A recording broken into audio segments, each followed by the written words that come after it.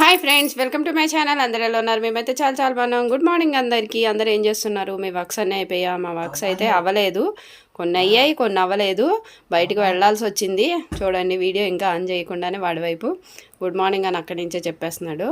అయితే మేమైతే దీపుని హాస్పిటల్ తీసుకెళ్ళి, చూసారా ఎలా అల్లరి చేస్తున్నాడో. దీపుని అయితే హాస్పిటల్లో తీసుకెళ్ళాను.